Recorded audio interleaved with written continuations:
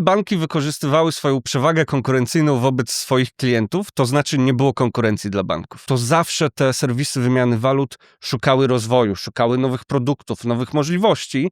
Powiedziałbym, że nie sam korzystny kurs postawiłbym na pierwszym miejscu, ale jednak... Rynek transgraniczny przechodzi ostatnią globalną rewolucję. Według badań w 2024 roku jego wartość przekroczyła $1,1 biliona, a do końca tej dekady przewidywania mówią, że jego wartość ma nawet wzrosnąć dwukrotnie. Oczywiście wymiana walut przy rynku transgranicznym wiąże się z wieloma aspektami, ale jednym z nich, dosyć ryzykownym, jest kurs wymiany walut. W dzisiejszym odcinku porozmawiamy na temat tego, z czym właśnie wiąże się rynek Forex. Jakie są jego zalety, wady, jakie są jego ryzyka, ponieważ każda transakcja, którą będziemy realizować jako biznes prowadzący sprzedaż online, jest dotknięta tym tematem. Nazywam się Michał Bzowy i jestem CIO w Przelewy24, największym operatorze płatności w Polsce. Od 20 lat rozwijam technologię, która umożliwia obsługę milionów transakcji każdego dnia, w tym transakcji międzynarodowych. Więc wiem, z czym to się je i wiem, jakie ryzyka są z tym związane. Natomiast, aby dostarczyć Wam więcej eksperckiej wiedzy, dzisiaj do studia zaprosiliśmy Adama Fuchsa z firmy Currency One, wieloletniego analityka i doświadczonego dealera walutowego. Dziękujemy za przyjęcie zaproszenia. Adam, witamy u nas w studiu. Dzień dobry, kłaniam się nisko, dziękuję za zaproszenie. Super, że mogę być tu z Tobą dzisiaj i w Waszym podcaście. Adam, zanim przejdziemy do sedna, sprawdziłem sobie, że chyba w tym roku minęła Ci 10. rocznica pracy w Currency One. Jak w ogóle tam trafiłeś i co Cię zafascynowało? Jeszcze nie 10, ale tak, już jest troszkę lat. Co mnie zafascynowało? Sam rynek walutowy, bo tutaj opowiadasz o rozwoju też e-commerce'u transgranicznego, no i gdzieś to jest część też rynku walutowego, bo tak jak mówisz, gdzieś po drodze w końcu mamy wymianę walut, czy to musząc wymienić na swój środek płatniczy, czy rozliczyć się z kontrahentami, więc zafascynował mnie sam ten rynek, zdziwiło mnie trochę, tak teraz nie chcę tutaj za bardzo źle mówić o swojej firmie, ale pamiętam, że trochę mnie zdziwiło, kiedy dołączyłem do Currency One. Powiem tylko, że Currency One to właściciel serwisów walutomat.pl, internetowy kantor.pl, czyli jednych z najważniejszych serwisów wymiany walut w Polsce online.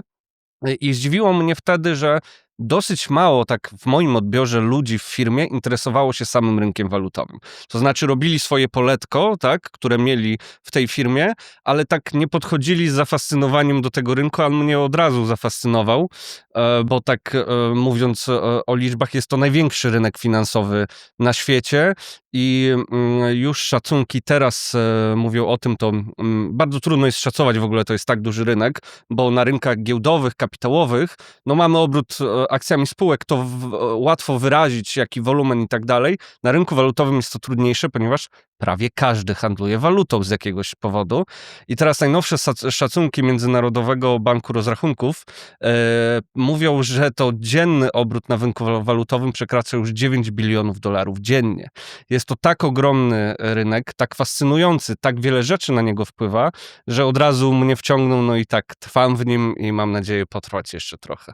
Znaczy, wiem, że masz gigantyczne doświadczenie i na pewno mógłbyś tutaj nas zaskoczyć wieloma informacjami szczegółowymi, natomiast może zacznijmy od podstaw, bo tak jak mówisz, rynek walutowy to są różne obszary wykorzystania, nazwijmy to, tak? Można oczywiście inwestować i oczekiwać zysku z inwestycji w waluty, z kupna, sprzedaży i tym można zarabiać, ale patrząc z perspektywy naszego partnera biznesowego, z którym na co dzień się spotykamy, to jest bardziej narzędzie pracy, które prędzej czy później będzie musiał wykorzystać, chcąc wejść na rynki zagraniczne.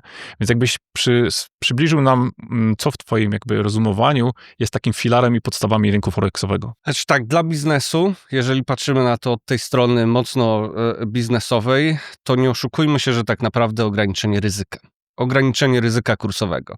No bo załóżmy sobie taki prosty scenariusz, on jest zresztą najczęstszy, czyli polska firma, polskie przedsiębiorstwo sprzedaje usługę, towar gdzieś do Unii Europejskiej. Mówię o tym najczęstszym scenariuszu. Czyli prawdopodobnie w zamian otrzyma euro.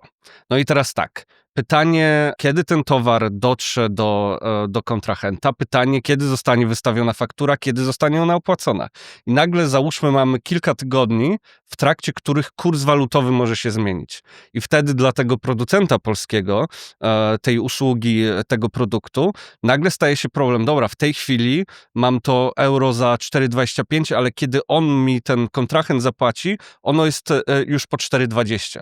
Czyli ja zarobię mniej. Czyli moim zdaniem podstawowe dla biznesów, które działają w sposób transgraniczny, to jest ograniczanie ryzyka kursowego. I to można robić już na wiele sposobów. Nie chcę też wnikać w konkretne rozwiązania, bo to warto albo Departament Skarbu w danym przedsiębiorstwie, żeby się tym zajął, albo zgłosić się do firm, które się tym zajmują. Natomiast da to radę robić.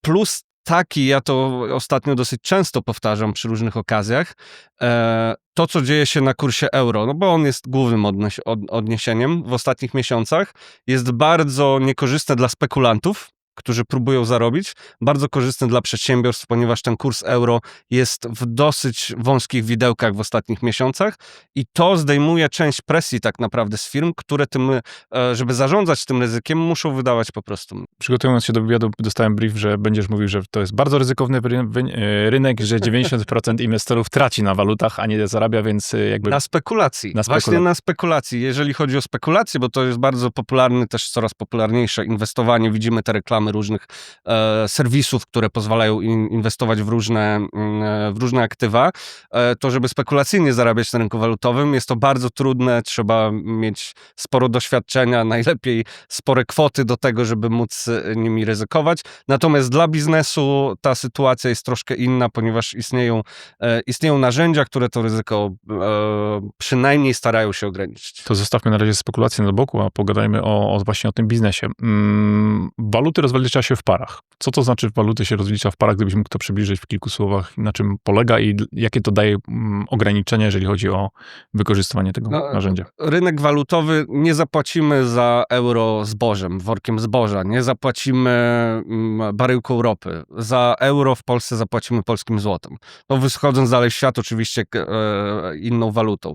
Ale para walutowa to takie dwie połówki całości, czyli ja przychodzę, chcę kupić euro, no to mam ileś złotówek. W tym momencie to będzie 4,25 około. Czyli ja muszę zapłacić tyle, żeby to 1 euro dostać. I na rynku walutowym zawsze będziemy mieli dwie strony, które jedną wymieniamy na drugą.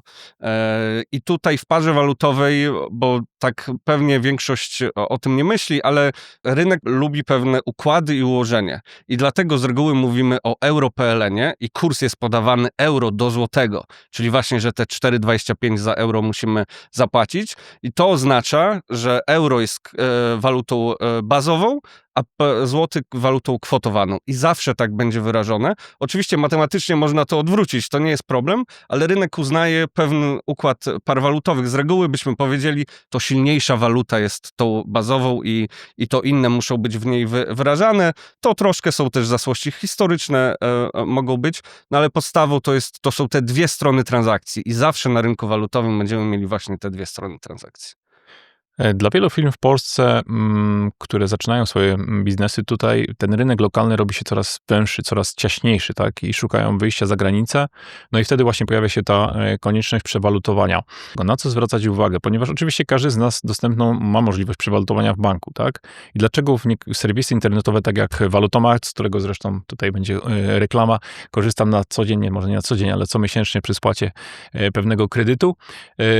Co takie serwisy jak właśnie Valutomat, jaką przewagę dają i dlaczego jesteście w stanie zaoferować lepszy kurs wymiany niż taki oficjalny bankowy? To tak krótko historycznie i dobrze, że wspomniałeś o tym kredycie, bo tak naprawdę serwisy wymianu walut online w Polsce wzięły się z tego, że nie chcę źle mówić o bankach, bo współpracuję z bankami, ale banki wykorzystywały swoją przewagę konkurencyjną wobec swoich klientów, to znaczy nie było konkurencji dla banków. I banki mogły żądać takich kursów sprzedaży bądź kupna waluty, jakie sobie zażyczyły.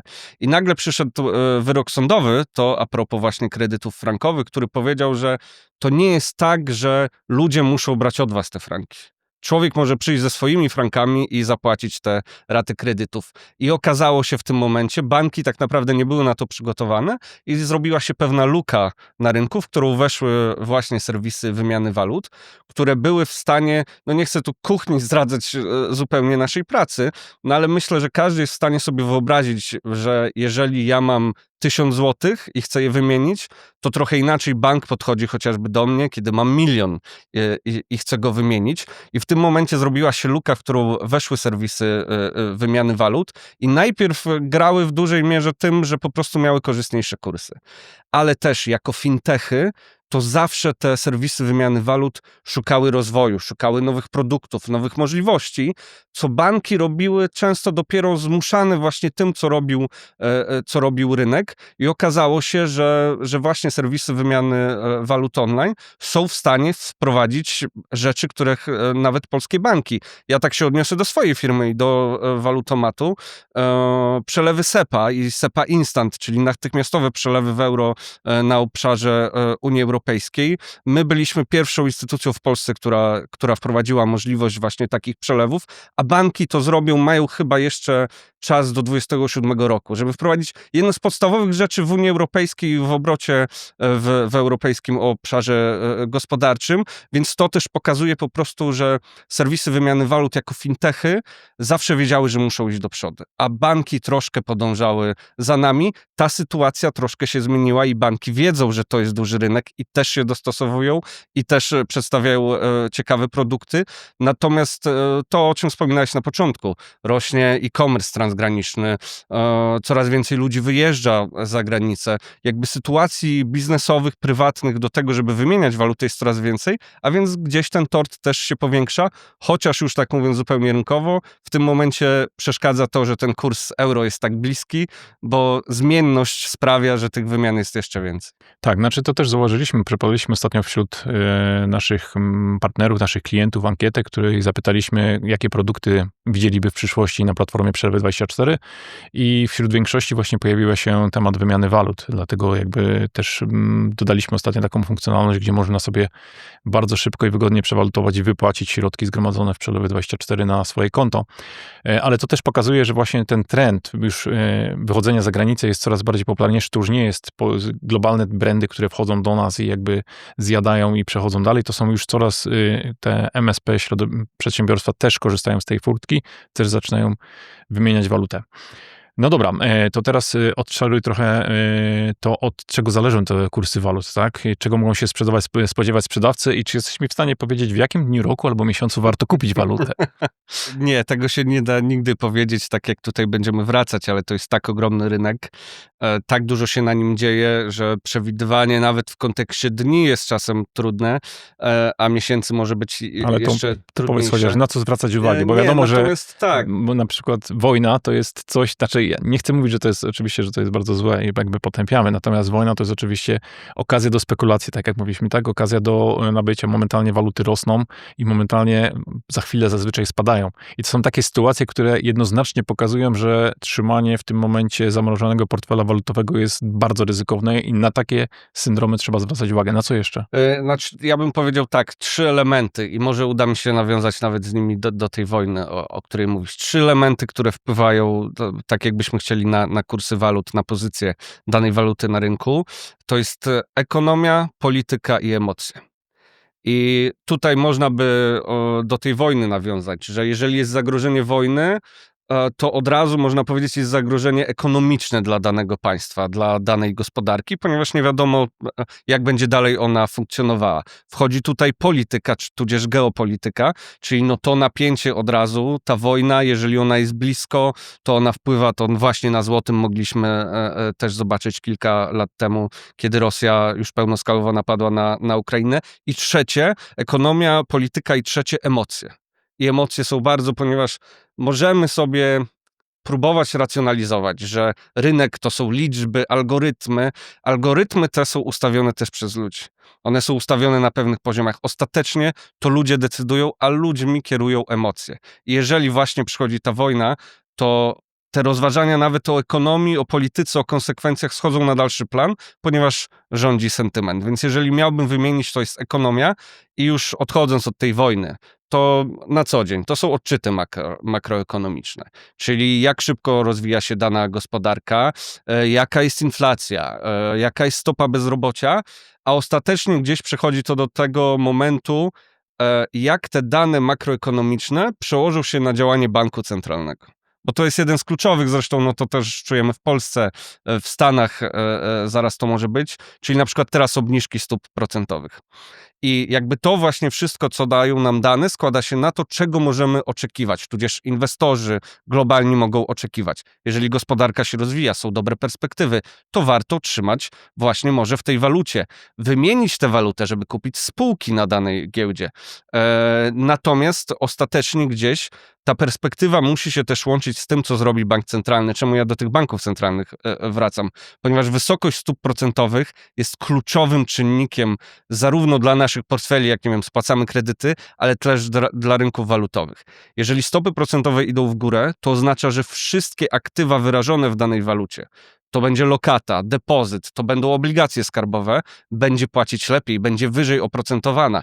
Czyli kapitał mówi, ja nawet kiedy moje pieniądze będą leżeć, ja nie będę ich specjalnie inwestować, one i tak będą zarabiać, będą wyżej oprocentowane.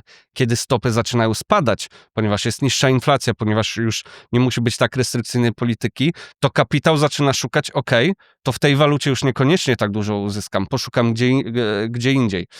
Więc tutaj gdzieś ja ostatecznie sprowadzam to do tego, jakie będą te oczekiwania, co nam pokazują dane, co może nam przynieść polityka i jak to wpłynie na ten sentyment i to właśnie niekoniecznie na to, co się dzieje w danej chwili, ale na to, co przewidujemy w przyszłości, ponieważ niezmiernie ważne są oczekiwania. Jeżeli one są spełnione albo przekroczone pozytywnie, to rynek potrafi reagować euforycznie, a kiedy czegoś nie dowiozą dane, to nagle się zaczyna rozpatrywanie negatywnych scenariuszy. Dzisiaj rozmawiamy na kanale Przelewy24 o wymianie walut i o tym, jak to wpływa na biznes w e-commerce. Naszym gościem jest Adam Fuchs z firmy Currency One. Adam, powiedziałeś, że wchodząc do Currency One, to jest bardzo ciekawe, bo akurat też chciałem o to zapytać, wchodząc do Currency One zauważyłeś, że dużo ludzi tam pracuje, ale mało jest takich aktywnie zainteresowanych, jak ten rynek w ogóle działa. Widzę, że też udzielasz się bardzo w różnych wydarzeniach, konferencjach. Popularne jest sporo kanałów, na których też twoja twarz się pojawia, gdzie wypowiadasz się jako ekspert, ale chciałbym cię zapytać niekoniecznie o te pytania, które padają przed kamerą, tylko jak jedziesz na taką konferencję, to o co pytają ludzie w kuluarach? Tutaj trochę wrócę do tego, co będzie ze stopami procentowymi i jak to wpłynie właśnie na waluty. To jest teraz ta podstawa myślenia, bo jeżeli ktoś nie siedzi tak w rynku teraz, to może niekoniecznie się tym interesuje. Natomiast my, patrząc z polskiej perspektywy, jest ważne to, co zrobi nasza Rada Polityki Pieniężnej. Akurat dzień przed tym, jak to nagrywamy, obniżyła znowu stopy procentowe. Czym zrobiła niespodziankę rynkom, bo tego rynki nie brały w scenariuszu bazowym, ale podstawowe pytanie to jest to, co zrobią Amerykanie. Ponieważ chociaż I o to cię pytają, co zrobią Amerykanie? Tak. O to, co zrobią Amerykanie, to znaczy o to, co zrobi tamtejszy bank centralny i jak to wpłynie na dolara, za czym wpłynie na cały świat. Ponieważ bardzo by chcieli niektórzy, żeby dolar przestał być tym, kim jest, czyli królem rynku walutowego, ale to się jeszcze długo nie stanie i to, co się dzieje w Stanach, to, co się dzieje na eurodolarze, czyli głównej parze walutowej świata, która odpowiada za większość wymian w globalnym handlu, to, co się tam wydarzy, tak naprawdę rezonuje na inne rynki. Weźmy jako przykład kurs dolara do polskiego złotego. Tak naprawdę on jest wypadkową kursu euro-dolara i euro-PLN-a. To pokazuje, jak ten dolar jest ważny i istotny i tak naprawdę, jeżeli ktoś interesuje się rynkiem, to patrzy teraz na Stany Zjednoczone, ponieważ w Europie bank centralny skończył raczej obniżki, więc patrzą wszyscy na Amerykanów, co się tam stanie, a tam jeszcze dochodzi kontekst polityczny, ponieważ z reguły jak o bankach centralnych myślimy, to powinniśmy myśleć o instytucjach poważnych, które są odcięte od polityki i myślą tylko o inflacji, o rynku pracy i o tym, co zrobić, żeby tu problemom zaradzić, a tam dochodzi kontekst polityczny, ponieważ władza wykonawcza chce mieć wpływ na bank centralny, co nigdy nie kończy się dobrze i tych przykładów mieliśmy w ostatnich latach, ale tak, to jest pierwsze. Jeżeli są pytania, to one z reguły właśnie są w tym momencie o Stany Zjednoczone, mimo że pytać by można o wiele rzeczy, o kondycję europejskiej gospodarki, o to, jak odbicie tutaj będzie, ale gdzieś to myślę w tym rynku finansowym skupia się właśnie na tym. Czyli mamy jakby dwa bieguny tej samej branży. Z jednej strony inwestorów i spekulantów, dla których zmiany są pożądane, bo wtedy mogą zarobić pokaźne pieniądze, a z drugiej strony biznes, który chciałby mieć stabilizację. Tak? Szybkie pytanie, czy w Polsce powinno być euro, czy to byłoby korzystniejsze dla polskiego biznesu? Może powiem dla mnie, subiektywnie nie, bo wprowadzenie euro w Polsce takim serwisom jak te, w których pracuję, no bardzo ograniczy możliwości działania prawdopodobnie, przynajmniej ograniczy gdzieś ten tort. A myślę, że to jest bardzo długa perspektywa i w tym momencie bardzo niepewna. My jako gospodarka trzeba sobie zdawać sprawę też, że to nie jest tak, że my zapukamy do drzwi strefy euro jutro i powiedzą, a jasne, przychodźcie, jaki jest problem. No nie, trzeba spełnić pewne zasady. My nie spełniamy w tej chwili żadnej, oprócz chyba wąskich widełek kursu walutowego, w sensie kursu euro właśnie, ponieważ mamy zbyt wysoki deficyt, mamy zbyt duże zadłużenie, nie widać u nas procesów, które mogłyby nas do strefy euro doprowadzić. Dla samych biznesów z jednej strony tak, bo to ryzyko kursowe się ogranicza, skoro rozliczanie byłoby tylko w euro, ale znowu spada konkurencyjność naszej gospodarki, bo potrafimy z różnych przyczyn, nasza gospodarka, różne przedsiębiorstwa, różne branże, ale zachowywać pewną konkurencyjność w stosunku do tego, co robią inni w strefie euro. I tutaj, jeżeli by zabrakło tego motywu jednak słabszej waluty, ona jest względnie silny, jest złoty teraz, ale ogólnie słabszej waluty, to gdzieś te przewagi konkurencyjne mogłyby też spaść, a więc mogłoby dla niektórych branż stać się to trudniejsze. I myślę, podstawowy problem, i on jest troszkę polski, a troszkę strefy euro, moim zdaniem od momentu powstania strefy euro, tak duża gospodarka jak Polska nie weszła jeszcze tam. Tam wchodziły kraje, teraz ostatnio Bułgaria. Mówimy o małych gospodarkach. To jakby tak duża gospodarka jak Polska, która jest szóstą w Europie, w Unii Europejskiej, miała teraz wejść do strefy euro, jest bardzo dużo rzeczy, które musiałyby się podziać. Więc moim osobistym zdaniem ta perspektywa naprawdę nie jest bliska i tutaj wracając, no nasi przedsiębiorcy muszą się w tym sensie uzbroić i w cierpliwość, i w narzędzia, i w możliwości tego, żeby to ryzyko kursowe sobie ograniczać, a ono no zawsze ono będzie gdzieś występować, więc warto myśleć o tym, jak korzystnie wymieniać, ale też jak bezpiecznie wymieniać walutę, jak to robić tak, żeby te ryzyka, które będą i one nie znikną, żeby jak najbardziej je ograniczyć. Czy jest jakiś przepis, jakaś reguła? Jestem sprzedawcą, który handluje w Polsce, za granicą, posiadam trochę euro, trochę złotówek i dzieje się coś złego, tak? Czyli jeden z tych czynników, które pokazujesz, zaczynają się materializować. Nie wiem, wybucha pandemia, wybucha wojna, jakiś konflikt, w Ameryce wybierają kolejnego prezydenta nieprzewidywalnego. Co wtedy zrobić? Jak postąpić w takiej sytuacji, gdzie mam portfel wielowalutowy? Czy chować się do jakiejś jednej bezpiecznej waluty, czy lepiej wtedy ściągnąć te pieniądze do mnie? Nie mówię tutaj już z punktu widzenia tego spekulanta, bo wiadomo, że on będzie wtedy kupował walutę, bo ona pewnie chwilowo wzrośnie, potem spadnie, ale ja jako biznes, co mam zrobić, gdzie dla mnie głównym źródłem dochodu nie jest zarabianie na kursie, tylko tak jak mówisz, niwelowanie ryzyka, mitygacja ryzyka i dbanie o mój interes, tak żebym na tym przewalutowaniu na końcu nie stracił. To jest bardzo trudne, ale warto opanować emocje. Bo najgorszym doradcą są nagłe emocje i one sprawiają, że zaczynamy działać panicznie i chociażby wyprzedawać coś, bo jest taka sytuacja. I to właśnie było bardzo dobrze widoczne i przy wybuchu pandemii, i przy pełnoskalowej inwazji Rosji na Ukrainę, ponieważ chwilę mieliśmy wszystko po 5 zł, takie hasła była, tak? Czyli kurs euro, kurs dolara po 5 zł, ale to trwało chwilę. To właśnie spekulanci mogli zarobić, jeżeli sprzedali w odpowiednim, ale to trwało chwilę i gdzieś zaczęliśmy wracać do w miarę ustalonych, wieloletnich trendów, więc moim zdaniem po pierwsze nie reagować emocjonalnie. Po drugie, to nawet myślę nie tylko przedsiębiorstwom, to też ogólnie każdemu bym polecał posiadać jednak aktywa właśnie przynajmniej w tych najważniejszych walutach jak euro, dolar, posiadać ileś aktywów, nawet na czarną godzinę, nawet właśnie jako takie zabezpieczenie, hedżowanie swojej pozycji na rynku.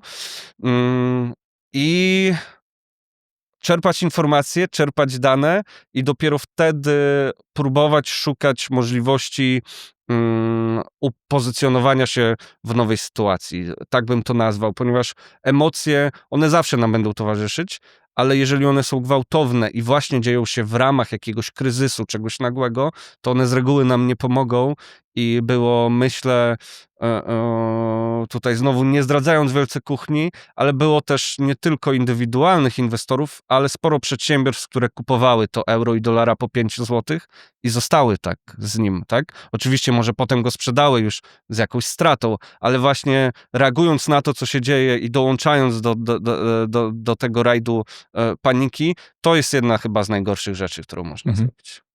No bo to jednak są cykle powtarzalne, tak? Jeżeli właśnie taki konflikt czy takie zdarzenie nagłe wystąpi, zazwyczaj, tak jak mówisz, jest wzrost, potem ta waluta zaczyna stopniowo wracać do jakiegoś rozsądnego poziomu. Tak, to wtedy też spekulacyjnie udało mi się zarobić pierwsze moje pieniądze na wymianie walut. 700 zł zarobiłem, także Gratulacje. genialne było. Dobrze, mówiliśmy o bezpieczeństwie jeszcze na koniec, bo to jest chyba też ważne, bo z tego, co analizowałem, nie ma dużo firm, które się zajmują wymianą walut w internecie, takich na poważną skalę.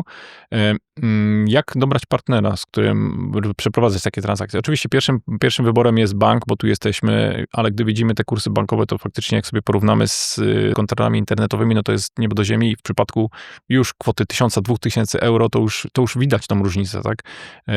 Więc na co zwracać uwagę, dobierając partnera, z którym chcemy nawiązać współpracę i zacząć wymieniać walutę? Myślę, że warto zwracać na tradycję, że tak to nazwę, czyli ile dana firma funkcjonuje już na rynku, bo to jest taki pierwszy, no skoro ktoś tyle lat funkcjonuje, to znaczy, że gdzieś ten biznes jest przemyślany i w odpowiedni sposób działa.